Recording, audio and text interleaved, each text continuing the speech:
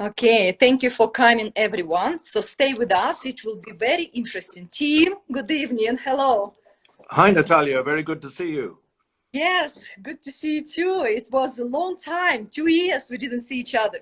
That's right. That's right. 2 years ago, I attended the 1 week of Oxford program on negotiation at Said Business School at Oxford University. It was a great experience. Definitely. And I met a lot of people, interesting people, which I still communicate with. And a lot of people wanted to do business in Russia with the Russians. So hopefully one day we will bring a lot of international people in to Russian, because Russian people are looking forward as well and looking for the international partners and business partners. So team, so first of all, thank you for your time to join us. This is a very interesting and special moment. Tell me about your background, how you came to start this program at Oxford. So tell us the story.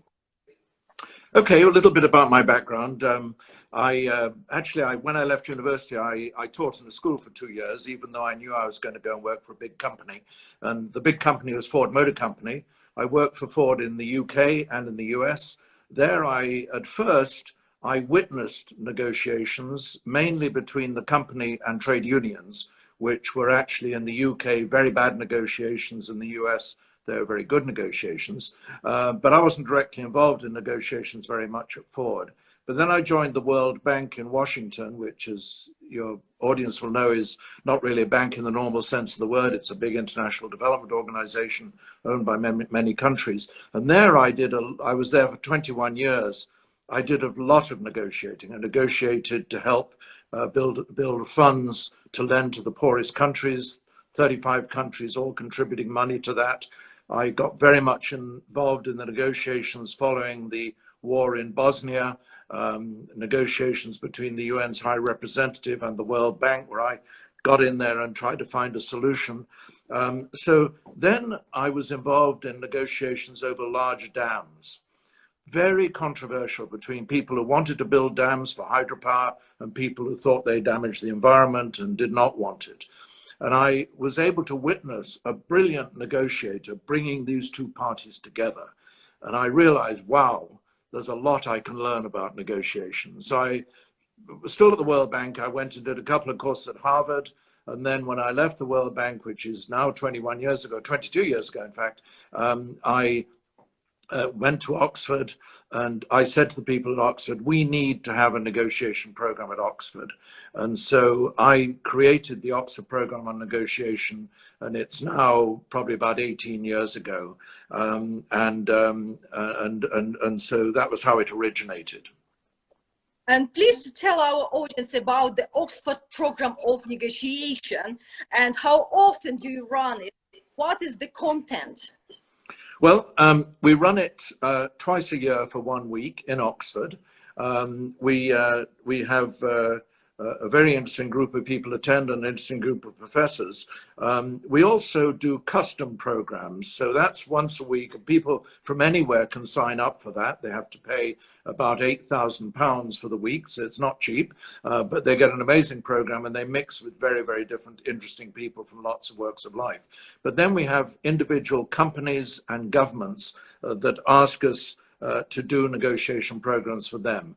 And they may last a week, or there may be a series of several. We're doing some for a big Norwegian company. It's a series of negotiations over many weeks, but not all at once. So we have one group for 1 week, another group another week, a month later, or something like that. But sometimes they're just 2 or 3 day programs. So we do a lot of those, and they may be just 1, 2, or few day programs. As far as the content is concerned, well, we teach people a lot about rationality in negotiation. We teach them about the psychological biases that may affect you when you're negotiating.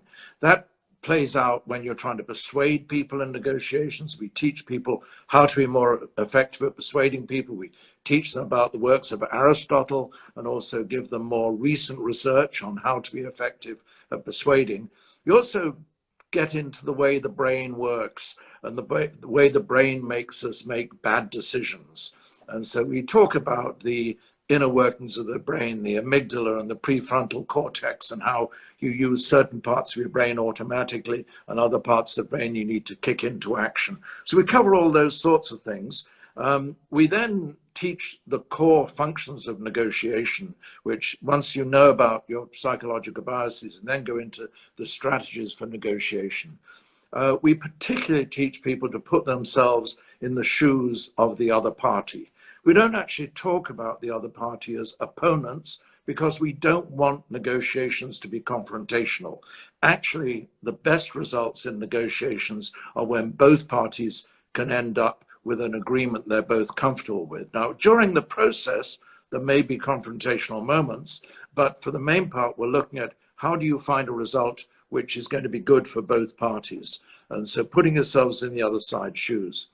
What's interesting about the content is, and there are many other aspects, we teach many things about whether to make the first offer and all of those sorts of things, but we also teach it a lot through case studies and role plays. So you come on our program, you'll remember, Natalia, you're asked to play the role of there are maybe 7 or 8 role plays during the week, and you're asked to maybe pretend you own a factory in Sweden and you're negotiating to build a tractor factory in Sweden. You're thinking about building a tractor in China, and you're negotiating a joint venture with a Chinese party.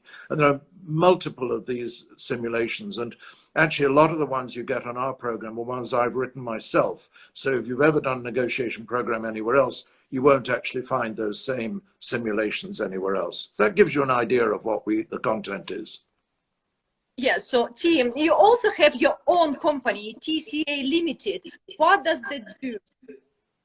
Well, actually, we very often there will be people who would like to have Oxford University do a program for them, but for whatever reason that doesn't quite work out. If it's only a 2 or 3 day program, usually Oxford doesn't want to do it. It involves so many people, there's so many overheads, it's not really worth it from the client's point of view. So they will often say, well, why don't you talk to Tim Cullen, because his own company can do this, and my company is made up largely of, it's a small company, but I draw in professors from all over the place, including specifically the professors that teach in the Oxford program of negotiation. So Michael Gates, who you're going to hear from later on this afternoon, often teaches for TCA, my company, as well as for his company. And those are sort of shorter programs. I've taught in my programs, I've taught in something like 30 countries. I've done a lot in China, Vietnam, Indonesia, and Europe. The most unusual was in North Korea, where I was asked by the United Nations to teach the UN officials in Pyongyang how to negotiate. That was a very unusual experience. So, you know, we use the same sort of teachers, but we will tailor a program to anybody who wants it. And very often these are outside Britain. They're normally anywhere around the world. Tim, can you also tell us about the programs you have taught away from Oxford in other countries? Well, as I mentioned, I've taught a lot in China, and I teach the MBA program in China. I also teach a non-negotiation program there. I teach them a program about governance and managing risk, and how the values you have as a human being and your organization, your company, affect the way you can manage risk and you can manage reputation. I've taught the Vietnamese Ministry of Foreign Affairs on several occasions. The Vietnamese Communist Party I've taught as well. I've taught, as I say, many groups in China. I've taught in Indonesia. I've taught the Indonesian Central Bank. I've taught the big companies in Indonesia. Timar is a big, very big tin company, mining company. I've taught Pertamina, the oil company. So I've taught a lot of things in other places. And so, yes, I mean, there are many of them. But have you ever been as a mediator, for example, 2 countries or 2 companies, 2 people, 2 business people, they cannot make an agreement, they cannot make a deal, so something going on, and they invite you as a mediator because you understand their mentality, you understand another mentality, or you just, or it's happening with you like every single day? Well, to be perfectly honest, mediation is actually quite a bit different than negotiation, although some of the core principles apply.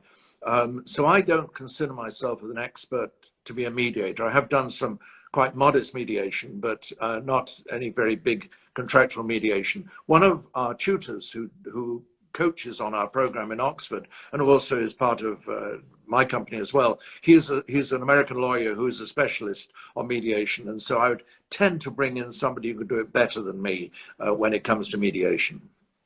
Okay, you also advise on specific negotiation. How does that work? Well, I mean, the first thing is that clients, individuals or companies or governments who want me to advise on their negotiations, and some of them have been quite big ones that I've been involved in. The first of all is they have to trust me completely, because I need to know absolutely everything. I can't afford to have surprises where they've not really told me what's going on. And then the most important thing is I need to be helping them prepare for the negotiations right from as early on as possible after they decide to involve me. But then I need to be actually at the table with them, ideally. Now, sometimes they don't like that, or there's a reluctance from the other party to have me at the table, but I think it is really important. So I'm observing in real time, because I need to observe the other party and what the other party is saying, and then I need to be able to advise the people I'm advising. So it's quite exciting because it really works very, very well. Do you ever teach program on your own? Can you give some examples, please? Well, yes, quite often I've tried to. Most of the examples I've just given you of China, Vietnam, Indonesia, and Europe, that has mainly been on my own.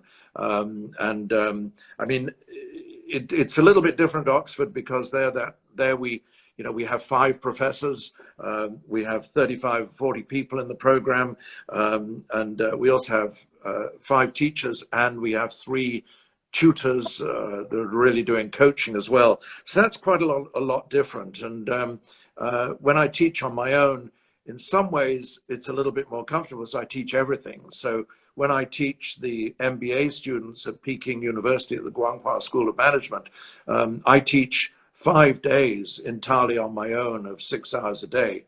I quite like doing that, because then I know everything I've said before. So it works really well when I'm on my own. So I remember what I've said the day before. I don't have to say, oh, what did Michael Gates already talk about this or not? So I do enjoy teaching on my own as well. What is the most popular program do you have? The most popular, like people love it, and it's like a lot of people there. Well, I must say the Oxford program on negotiation is phenomenally popular, the one you did.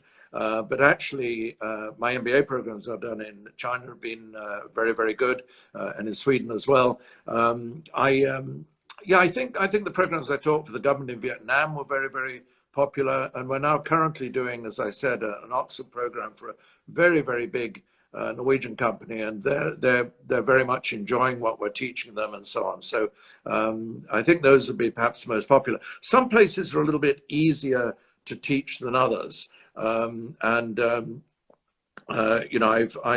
found that it's very important to learn the culture as well as you can. As Michael Gates will be saying later, you need to get into the culture of anyone new you're teaching. So when I first taught in China, it was not actually an MBA program, it was for business people in China.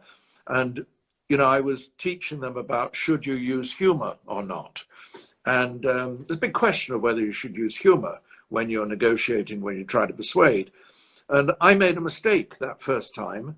And I said, well, I'm British, and British people are very good at laughing at themselves.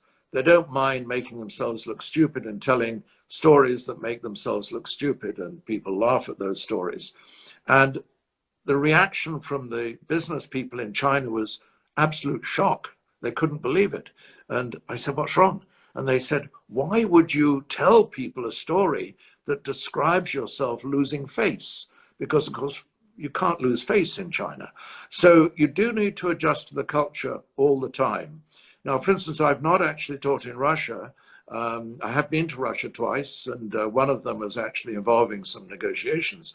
But I've not actually taught in Russia, but I have taught in ex-Yugoslavia, the former countries of Yugoslavia and Croatia, Slovenia. I've taught quite a lot in Serbia. At least they use the Cyrillic alphabet there, so there's that similarity with Russia, but probably there are some similarities in people's attitudes in Serbia. And so again, when I first started teaching in Serbia, even though I had been to ex-Yugoslavia many, many times, I wrote a book about Yugoslavia back in the 1970s. So I know Serbia pretty well, but when I was teaching there, I found myself adjusting. And so every time I teach in a new country for the first time, I'm adjusting. The first time I taught in Indonesia, I had to adjust quite carefully.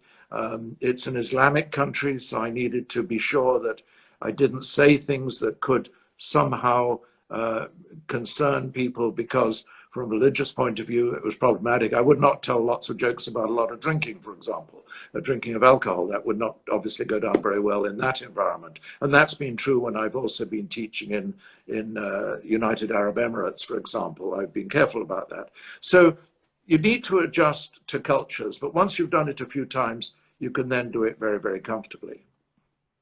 What sort of people attend the Oxford program, and how many people teach it, and how many attended? How many people have you taught in the past year? Oh, how many people in the last year? Gosh, let me start with that. I would say that for Oxford programs, I've taught about 300 people in the last year. Normally, the number of people in the class is never more than 35 or 40. Generally, it's usually about 24 people. That's a perfect size to teach, but it's at least 300, maybe more. For other programs, maybe another 300. So there's one program I love very much. That's called the Small Countries Financial Management Program. This is a program that I actually started 12 years ago. It involves Oxford a bit, but it's not just Oxford. It's not for profit. It teaches very senior government officials in finance ministries, central banks, and financial regulatory bodies how to run the financial side of their economies better. And that's been a very enjoyable thing to teach. That's 24 people each year for 2 weeks. Only 3 days of it is the negotiation. Michael Gates and I both teach on it. Then we teach them a lot of other things as well about leadership. So I love teaching in that. So yeah, it's a lot. The Oxford program, 35 to 40 people, and they usually come from as many as 20 or more different countries. So it's a tremendously interesting mix. We've not had enough Russians. We've had a few Russians, like yourself. We've had 3 or 4 other Russians. We'd love to have more Russians on that program. I think, why do you think it's not a lot of Russians? Maybe because of language barrier. Maybe people, they don't feel comfortable, or they think they're not good enough to come to Oxford program. What do you think? If Russian people don't go to Oxford, Oxford should come to Russia. Well, we would be delighted to do a program in Oxford, in Russia, of course. And we could do a program of any sort of length. And some time ago, I actually spent an afternoon with a very, very prominent Russian who was at St. Petersburg State University. And he told me it'd be great if you'd come and teach a program for us. So we would love to do things in Russia. Why have we not had more Russians on our program? Probably it's our marketing at Oxford has not reached out enough towards Russians. So, I mean, it's wonderful that many Russian people are going to be hearing about it through you now. Yes, through our association. So now we can promote Oxford in Russia. So everyone who would like to join to Oxford program, please contact us. We have special packaging and different options of different programs and provide it to you so you can join it. Tim, please tell me for the last few months, let's say in the quarantine time, did you transform your program to online course? Yes, we've been doing a lot online. We don't really want to take the big 1-week program completely online because we want people to come to Oxford for that, because the experience of being in Oxford, as you know, the experience of interacting with all those professors is really important. But we have done, we've done a lot of online teaching. Back in March, as early as March, before the UK was locked down, I taught 10 3-hour sessions for students in China, MBA students in China. We've now taught a program for a Norwegian client online. We're teaching one of the governments within the UK, not the English, not the British, but one of the other governments. We're teaching a session for them. We're doing a lot online. And also what is interesting is that my colleague Paul Fisher, who is now the program director, I still teach in the program, but I handed over to Paul, who's an old friend of mine, as program director a year ago. Paul and Michael Gates and I are working together, and we're developing a module to teach. We can teach it online and we can teach it in the classroom, but it's about how to negotiate online, how to use the right platforms. Do you use Zoom? Do you perhaps use WhatsApp, or do you use email? Do you use the telephone? And what mix of those do you use? So that's going to be really valuable to people, to teach other people how to negotiate online, not just how to learn online. Okay, Tim, can you give some examples of how not to negotiate? Well, yes, I can. One of them is actually in Russia. One of the things you have to do is put yourself in the other side's shoes. And okay, how not to negotiate? Well, don't do what the British government did with Brexit, because it was all hostility, insults all the time. I don't like the way Donald Trump negotiates either. There's a lot of insults and there's a lot of saying things that aren't true, and that is, you should not lie in negotiations either. So those are just the general things that are going on at the moment. A lot of mergers and acquisitions, cross-border mergers and acquisitions fail because one party doesn't learn enough about the rules and regulations in the other country or about the other country's culture. So there's that. But back in 1991, I went to Moscow with the president of the World Bank, and it was November 1991. It was a month before the Soviet Union ceased to exist and it became the Commonwealth of Independent States. And at that time, we went to Moscow for the president of the World Bank to talk to Gorbachev and Yeltsin, because one was in the Kremlin, the other was in the Russia White House. And those were the only two meetings I wasn't allowed to participate in. That was only interpreters. But all the other meetings, including with Salayev, the last premier of the Soviet Union, I was in those meetings and so on. And when we were in the dacha where the World Bank president was staying, which had been loaned to us by the Russian government, or at that time the Soviet government, the USSR government, two of my colleagues, there were only four of us on the trip, two of my colleagues were saying to the president of the World Bank, when you meet Gorbachev and Yeltsin, you need to tell them all the things the Russians have been doing wrong. You need to tell them that all the things they've got to do get reforms. The president of the World Bank, who was a man in his 70s, he was very thoughtful and so on, and I was sympathetic with him, I agreed with him. He said, look, this is their country. They must make the decisions. They must make the choices. We are their partners. We're their allies. They have our support, and when they ask for our advice, we'll give it, but we don't want to push our advice down their throats. Now, I think maybe people think that in the end, the World Bank did probably push its advice too much down the Russian throats, but it was very thoughtful. My colleagues were aggressively trying to do that, and Lou Preston, our president, was saying, well, I put yourself in their shoes, and that was very much what I was arguing as well. Yeah, it's not easier to let's say to accept some advice if I don't ask for. So it's right. Yeah, when I ask for, yes, please.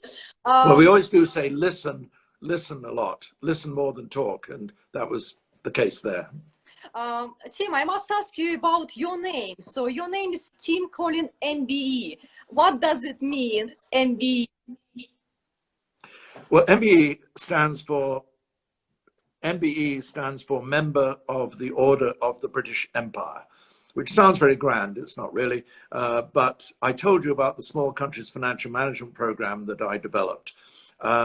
For 6 years, in addition to doing all my work at Oxford, for 6 years, I gave 200 days a year of my time unpaid to make that happen. It was a not-for-profit that developed it. We needed to raise the money because it costs about £300,000 a year to run that program. We bring these 24 people from the Pacific, the Caribbean, all over the world to the UK. But I gave my time free of charge for it, and I had to find all the right professors.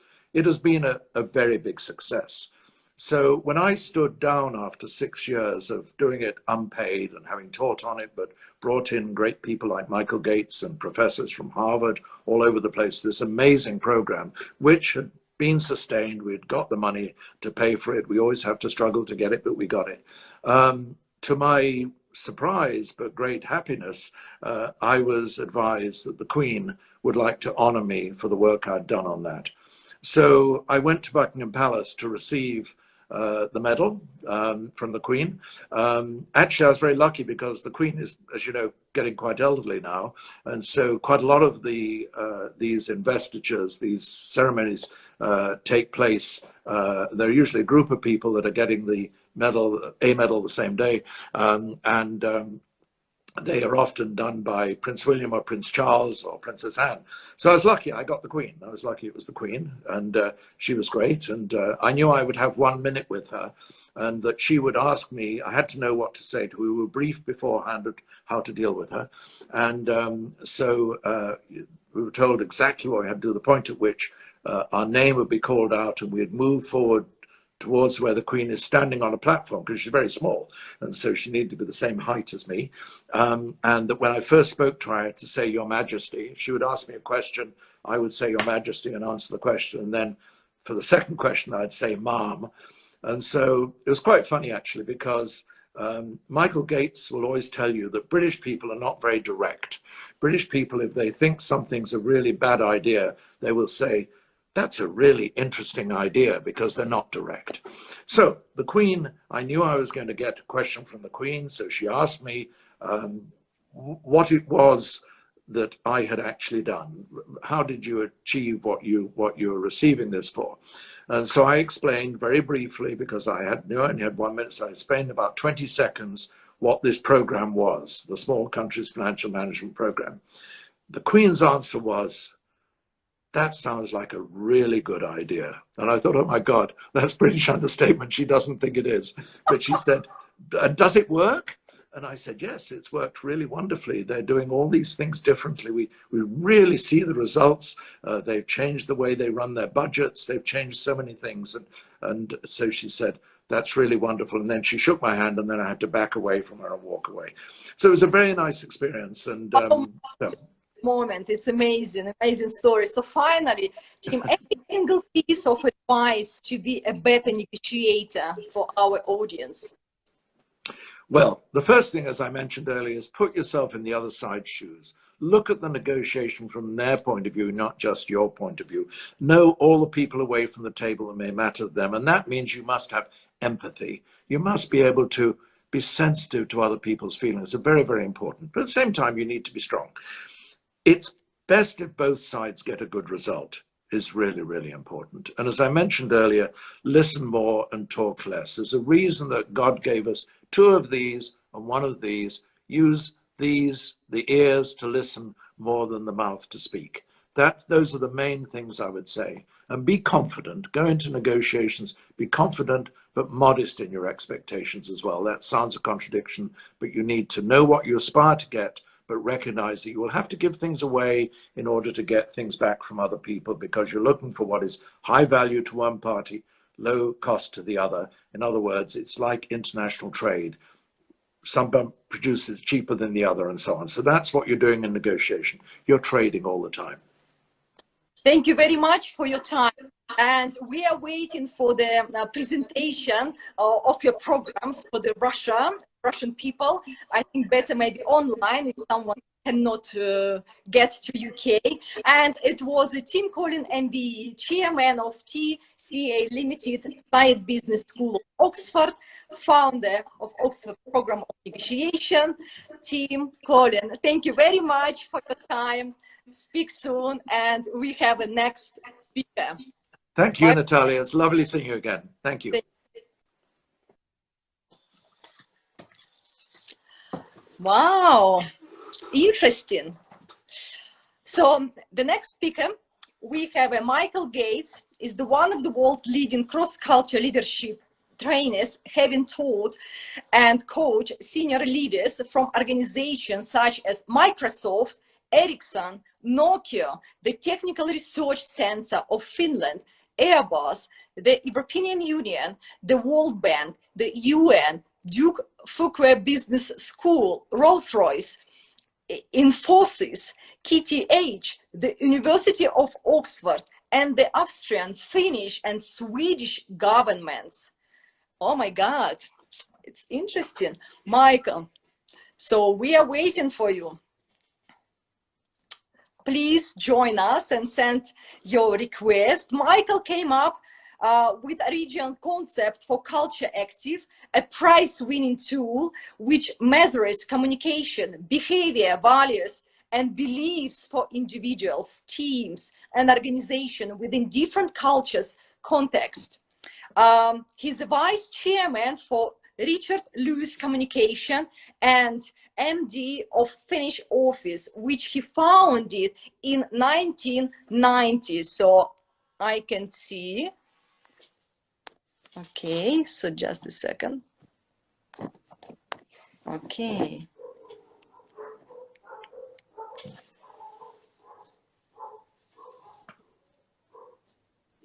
Okay, we are waiting. Hi. Hello, good evening. Thank you for your time. Good evening, and a real pleasure to see you again, Natalia. It was a long time. 2 years. Yeah, a couple of years, both at our training centre in the UK, at Richard Lewis Communications, and then a few weeks after that on the Oxford programme. So, Michael, please tell to our audience about yourself a little bit, and what do you do and where? Well, what I do is very much similar to Tim, in that I give cross-cultural training on negotiation and other issues, both negotiation, then leadership and teams, and all around the world. So I was just working out that the only continent I haven't taught on so far is Antarctica, and I'm not so sure I'd want to go there for teaching. So what was the last country you visited? It was Sweden, actually. So not far from where I'm based, because I'm based in Helsinki in Finland. But it was Sweden, and it was just a couple of days before the lockdown. So since then, I've been teaching through webinars. In fact, Tim and I did one this morning. Why did you choose this field? So tell us more. Why? Well, it sort of chose me in a way.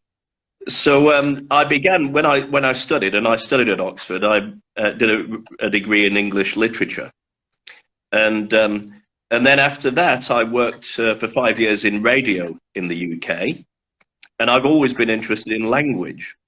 And so I went to Finland to teach communication skills and language. And then together with Richard, we developed a way of looking at culture, a sort of cultural model. And in a way, the things I'd done previously fitted in quite well with it, because, of course, literature is very much about character, motivation, trying to get beneath the surface and understand what people are really meaning and what they're saying. Then radio, of course, is about communication and languages as well. But as well as those reasons, I think I was probably attracted to the field because of my background. So although I'm British, my mother was Austrian with Slavic roots.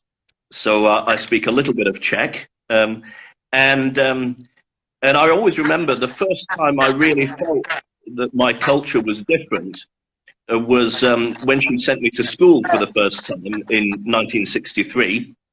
And she sent me to a school in the UK wearing Austrian lederhosen, you know, the leather short pants that Austrians wear as a national dress.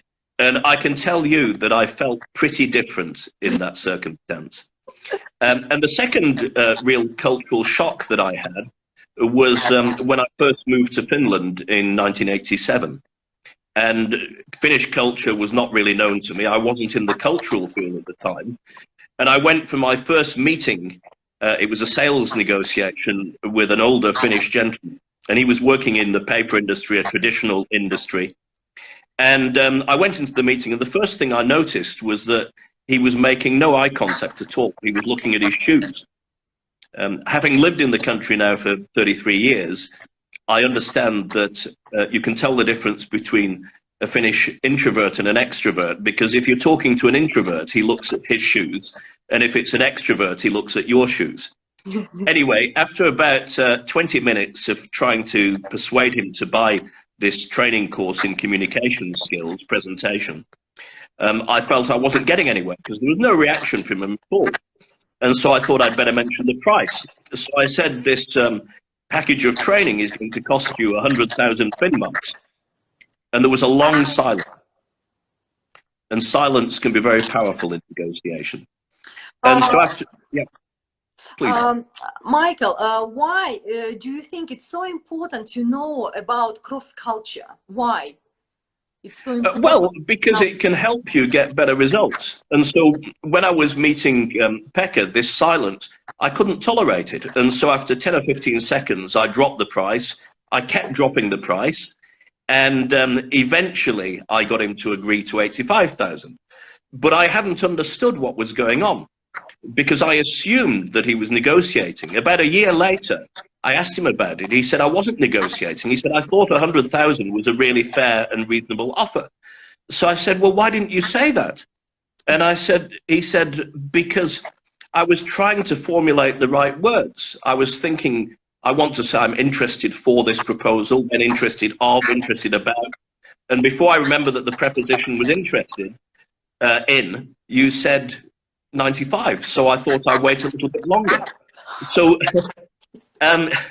you see, now that I know that culture, then I wouldn't jump in so quickly. I'd wait, and you feel less stressed.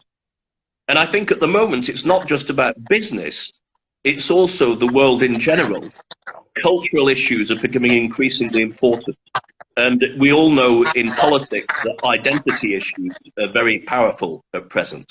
And they lead to countries looking inwards rather than outwards.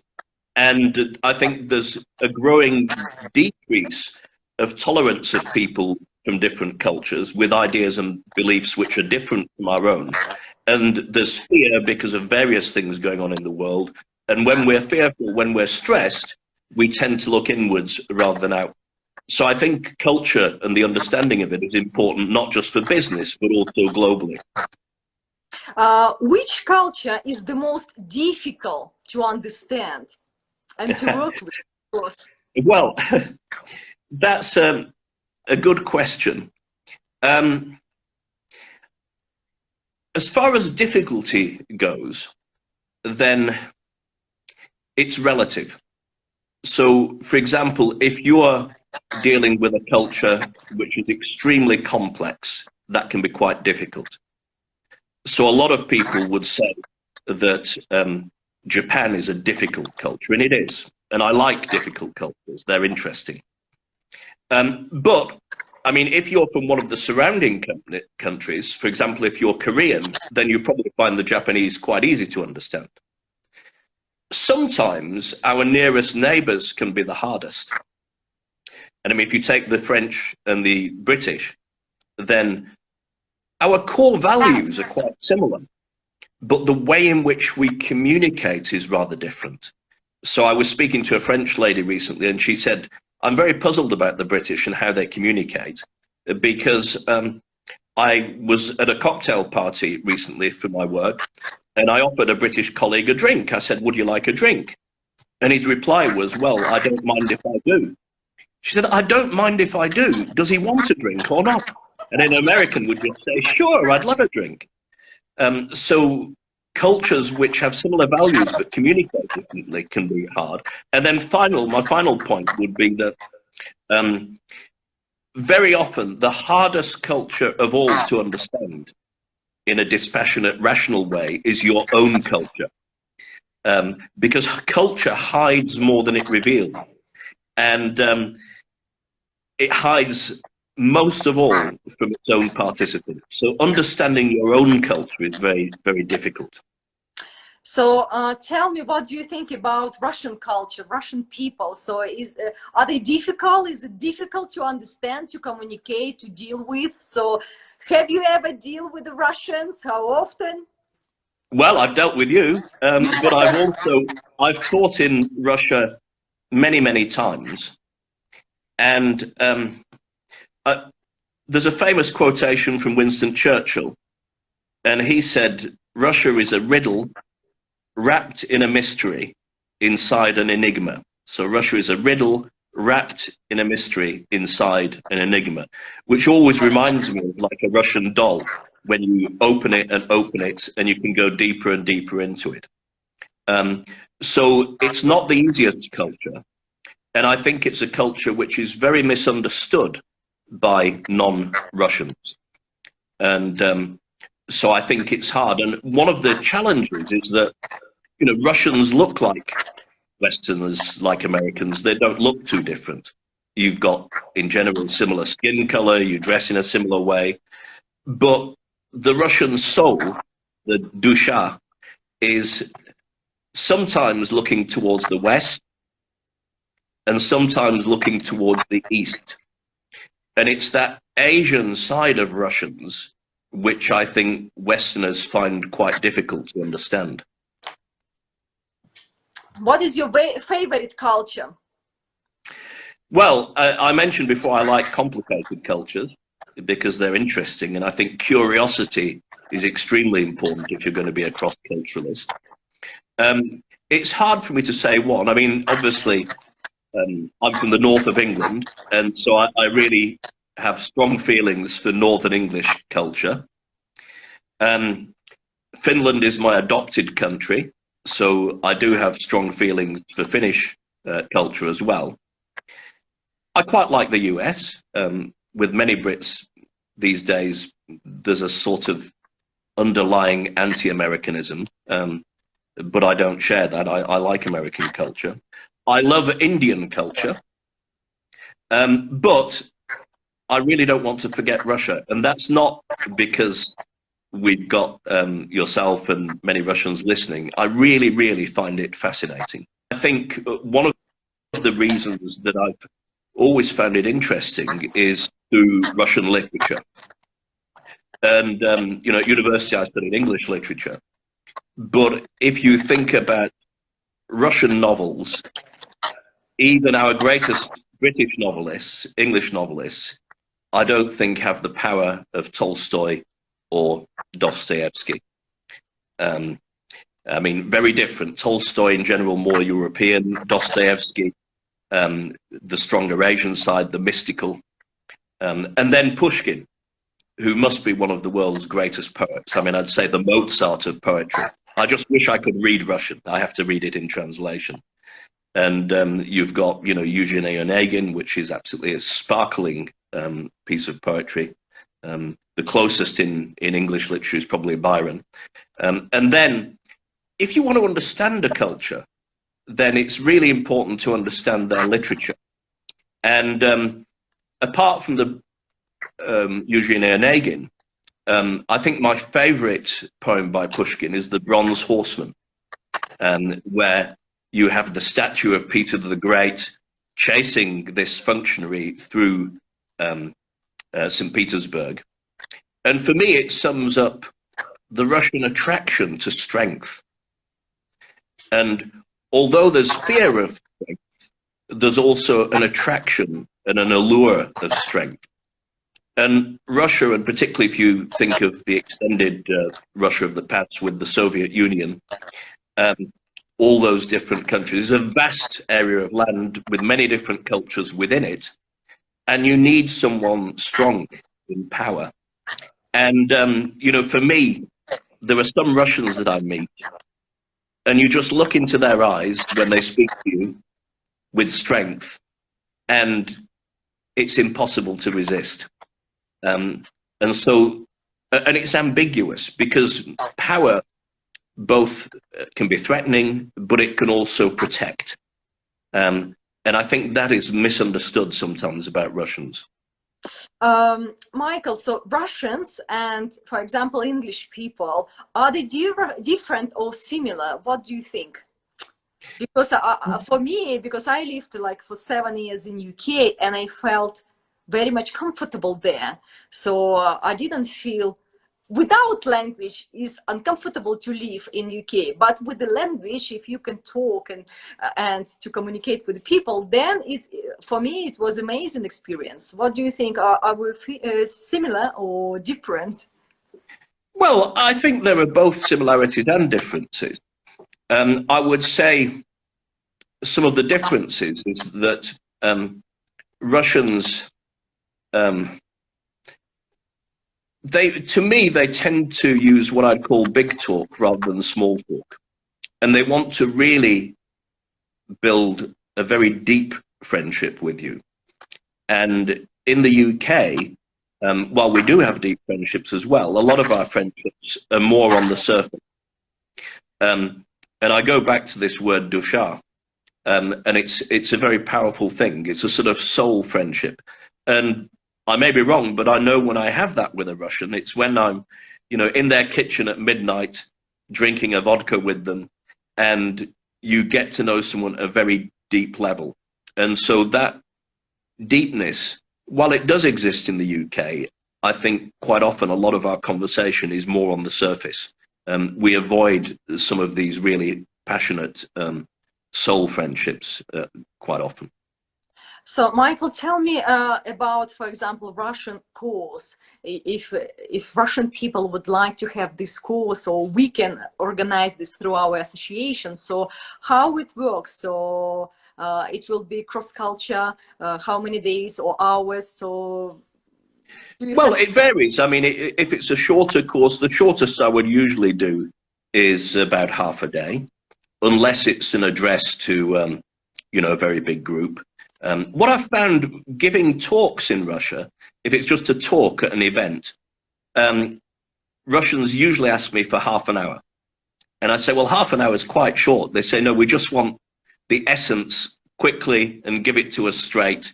And what's interesting that I've noticed with Russian groups is that there's not much point having lots of detailed PowerPoint slides, because you very soon notice that they're not looking at the slides, they're looking at you and weighing you up as a person.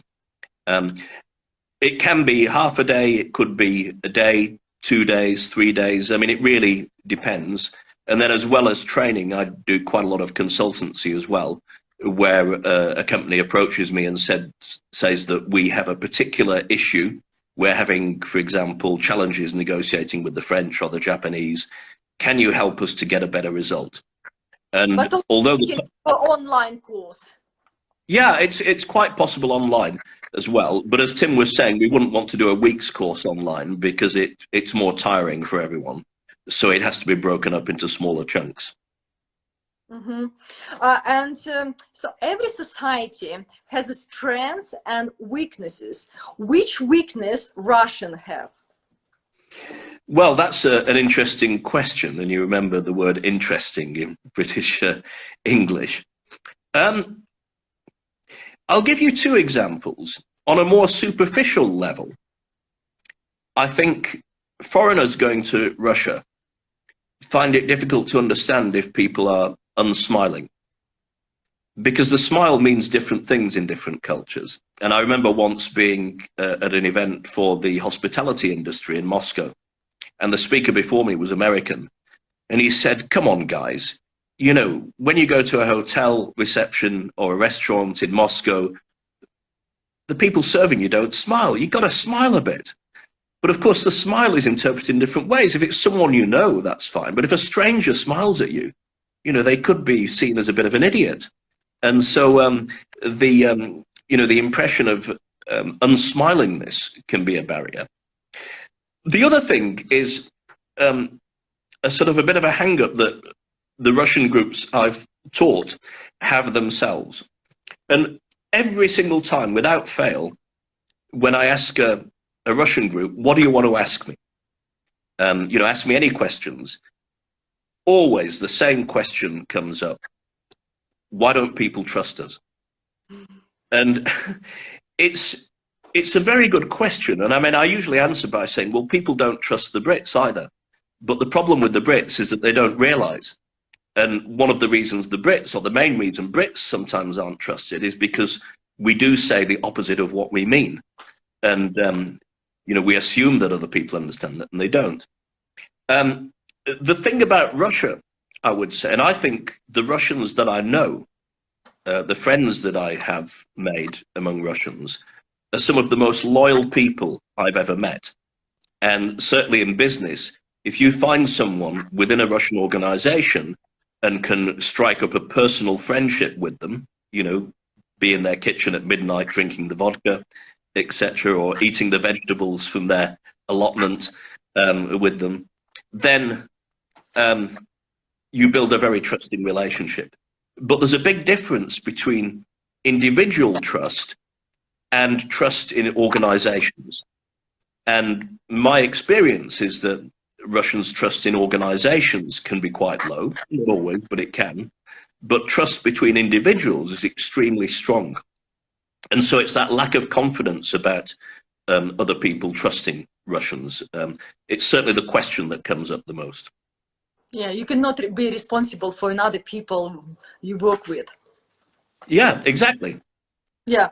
So more stories, Michael. Tell me more stories. So like funny stories. I don't know. You remember? Maybe you went to China or to Japan. So something about Asia. I would like to hear.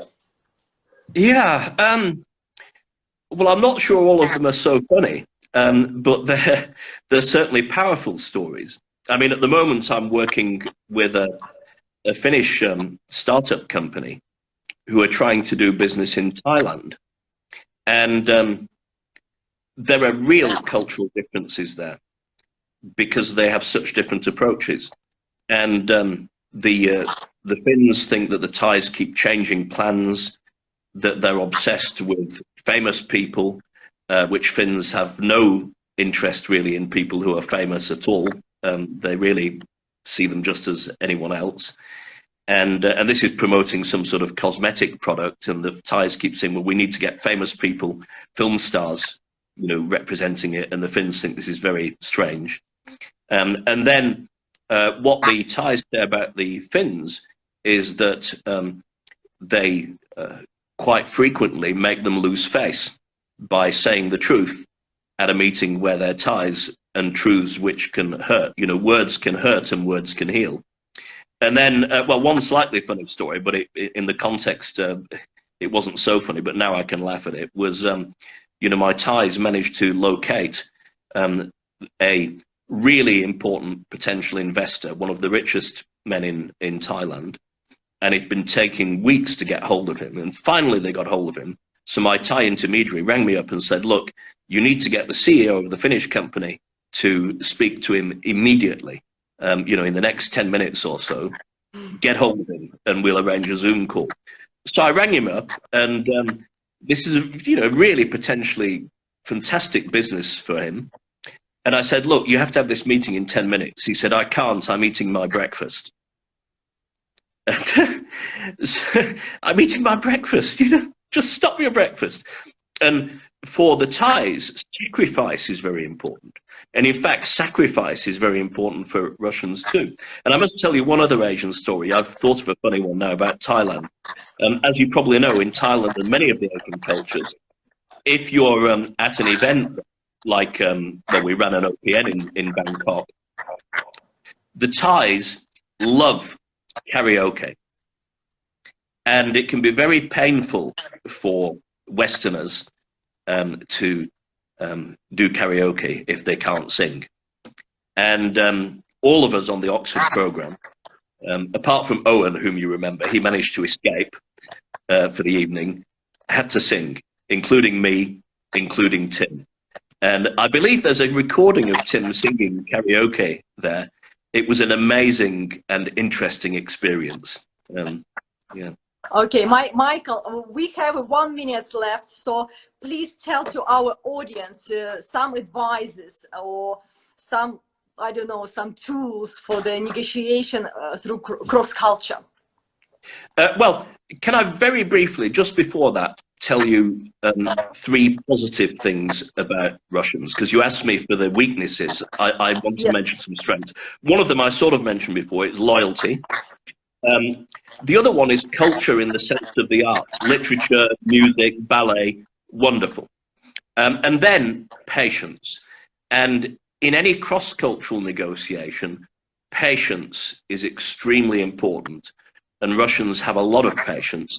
In fact, in Tolstoy's War and Peace, excuse my pronunciation, Kutuzov, General Kutuzov in War and Peace, his motto, according to Tolstoy, was patience and time.